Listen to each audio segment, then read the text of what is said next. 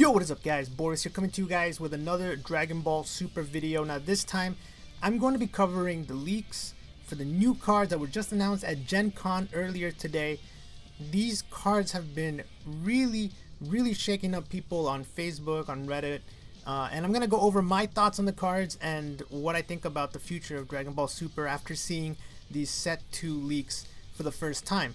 So first off, I'm going to start with the card that has caused the most controversy, and that is 4 cost Zamasu the Invincible.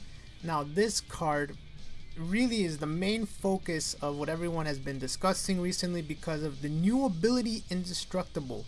Now if you've played any of the card games, you know that indestructibility is probably part of the game. Certain cards have had it, and in this case it reads, this card cannot be KO'd by your opponent's card skills or battle and does not leave the battle area. So that is the important part right there. It does not leave the battle area at the end of the effect. People have been debating whether that means just can't be taken away from the battle area due to KO from skills or battle, or does that include other types of effects? So to give you an example of what I mean, in every other game I've played, something is indestructible. It means it can't be destroyed by battle, but what it can be is put on top of the deck. It can be put back into the hand, or it could even be sent to the discard or drop area due to sacrifice effects. In this case, people have been debating whether that does not leave the battle area refers to the first part of the effect or the second part of the effect. In my opinion, it doesn't really matter because either way, it's still a very powerful card. Let me explain why. If it is indeed the case that you can actually get rid of it by bouncing back to hand or top of the deck, there's really not that many options to do that anyways at the moment. There's a 3-star Monaka card, for example, that if you play him, if he's your only battle card, then you can put another battle card on top of the deck. So that is one way to get rid of him. But again, that involves your 3-drop, and you cannot have any other battle cards at that time. So that's pretty big restriction. However, keep in mind that putting him on top of the deck is pretty powerful since it is a 4-drop. So that means you have to invest 4 more energy next turn to replay it, and they draw that card again, so it's definitely card advantage. But even if it's not like that and it just can't be removed anyways, it's gonna be a very powerful card, guys. 1500 attack, 15,000 attack means that your opponent's gonna be trading a card every time it battles if it does attack a leader, and it's definitely gonna be a very dangerous card early game because you can take out the minions, and then late game because you can go after the leader. Now also on top of that, it has another ability. If your leader card is Zamasu or Goku Black, reduce the energy cost of this card by 1. So that means that it's going to be costing 3 in most decks that you play it. Now there is currently, either way you slice it, there is one way to get rid of it, and that is, I believe, combo Cold Blood Frieza, which would negate his effect the turn you play him, and then I think you can combo that into a King Cole, I believe, which would be able to get rid of him because he wouldn't have an ability. If that works like that, that is cool, but that is taking up 2 cards, so they get a plus anyways. And then on top of that, they're gonna be playing this on turn 3 a lot of the time, so you're not gonna be able to have, you're not gonna be leaving up mana the first couple turns of the game. Otherwise, you're gonna fall behind. So this is probably a very powerful card, especially like I said, if you do play it in a Zamasu or a Goku Black deck, which I'm gonna be showing you guys in a little bit. We did get revealed a new Zamasu leader card. So before I show you that, guys, let me show you Warrior of Gods Goku Black. This is a 2 energy card, and it's similar to Zamasu, that if you have Zamasu in play, he gains semi-indestructibility, that he can't be KO'd by your opponent's card skills, and it does not leave the battle area due to skills. So there you see it actually specifies when it doesn't leave the battle area due to specifically skills. Now, I don't think this card is that great because it's only 10,000, which means that it can be attacked pretty easily, and again, it's only due to skills that he can't be KO'd, so he can be KO'd through battle. So first of all, you have to have a Zamasu just to have the effect, and second of all, even if you have the effect, you just need pretty much almost any 2 cost or higher battle card's gonna be able to take him out. So I'm not really too impressed with him, but you might see a reason later on why he might be ran, which I'll explain to you in a little bit. Double shot Super Saiyan 2 Vegeta. I think this card's pretty crazy. If it works like I think it does, I might be wrong. I'm still the game right now is a bit confusing when it comes to some of the rules, and I think that is the biggest challenge that Bandai has at the moment, is making sure that the rules are clear, that the cards are clear, which I believe right now it is struggling a bit. For instance, take a game like Magic the Gathering. That game is solid. Same with Pokemon, it's pretty solid. You can play the game and you understand everything. There's no misunderstandings. However, this game is new. Magic the Gathering, when that was new, it was really confusing. So we just gotta give some time. But for this card, it seems pretty good. I think this card's gonna be pretty good. At the end of battle, after you combo with this card, you get to play it in rest mode.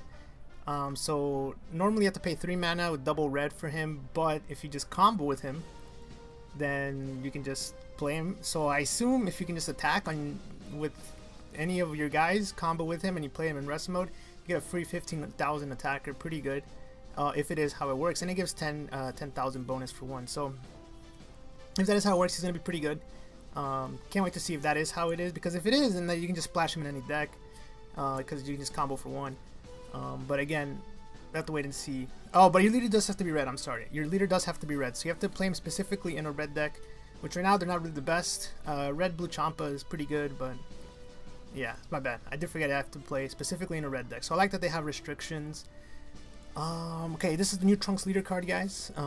This is pretty interesting. I don't know if it'll see play as much as some of the other ones, but during your turn, when you combo with this card that has an energy of 2 or more, draw 1 card. Now the reason this is amazing actually is if you some of the best combo cards are the 2 cost 0 combos that if you're 4 life or below, you get to draw a card and plus 10k. This lets you draw another card with it. However, if you're below 4 life, you're going to be using the flip side. So early on, I'm not sure how good this is going to be. I mean, just combo, I guess, try to get just a high density of 2 energy cost or higher combo cards. You're going to be drawing constantly. Now keep in mind that you can actually, if you are below 4 life, you can draw a card with his ability, then you can flip him the same turn and draw another card if you combo once again, because the backside is pretty much the same thing. Yeah, once per turn when you combo with a card that has energy cost 2 or more, draw a card. So there's that, and then when he flips, he also has the ability to draw a card every time he attacks. He's definitely going to be a card advantage engine in my opinion. I think he'll be good, but I don't know. You might have to try to get below 4 life as fast as you can. So like I said, you can get those 0 cost combo cards that let you draw 2 cards now instead of 1 with Trunks. So that'd be pretty good, I think. Now next up, guys, Fuse Zamasu. Now that is the front side right here. Choose 1 card in your life and place in the drop area. So if the card you place in the drop area was blue, draw a card. So very good if you play in a mono blue deck. You're gonna be drawing. It's pretty much, I think it's similar to Vegeta, right? Put it in the drop area, but then you draw a card. When your life is 2 or less, you draw 2 cards. Yeah, that's just awakening. So you're gonna be able to self-awaken with Zamasu. No, you're not gonna be locked up by the Vegeta stall. And then when you flip over, if damage is inflicted to your life, place 5 cards on top of your deck instead from your deck into the drop area instead of taking the damage. So you go down to life, 4 below, you awaken, then all of a sudden you're protected from your life. So now if you get attacked, you just put cards from the deck into the drop area, and this is, in my opinion, a very powerful effect. You pretty much start with more life than your opponent. Now it is, I guess, important to say that in a lot of games you will get kind of low on your deck size, so definitely it's not going to be that big of an advantage, but it is an advantage for sure. Also when it attacks, you draw a card. So I think that this card overall is going to be very, very viable.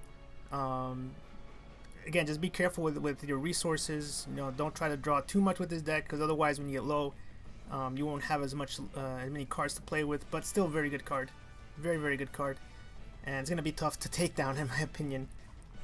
And here we go, guys. We have Patara Earrings. So this confirms, guys, Vegito will be in the set. Choose one of each Son Goku and Vegeta from your hand and place them into the drop area. Choose a Vegito with 6 costs or less from your either the deck, I think, or the drop area, and place it into play. So this only gets 6 costs or lower Vegito. I'm probably gonna guess that we're gonna get a higher than 6 cost Vegito, just because Vegeta is such a powerful character. But if that's not the case, that means we'll be able to get every Vegito, and I can't wait to see what he does. But again, guys, this does cost 3 cards to get 1 out, and it is 4 mana, so you can get a 6 mana guy on turn 4. It's pretty good, or energy, but I don't know. You're having to discard 2 cards, which are Goku and Vegeta, and then the card itself. So it's 3 cards to get a Vegito out. I don't think I'm gonna be playing it, but we'll have to wait and see. And then, guys, there's a few more leaks here. I can't read these cards, but you do see a time ring, so maybe there'll be a merge Zamasu fusion as well that you could summon, and that's why you might want to run Goku Black and Zamasu if that is a thing. But we'll have to wait and see on what those do. And right now, my hope is #1 that they, make it a bit more clear as to the rules and all this stuff, because there's a lot of confusion between the players, especially when it comes to this. And if this is the case, I do hope that they definitely introduce some counters. Someone, I think, on the Facebook group suggested make a Trunks that when he attacks a enemy battle card, negates their effects until the end of the battle. That would make it so that he can negate the indestructibility. That'd be really cool. I think that'd be a good way to counter it.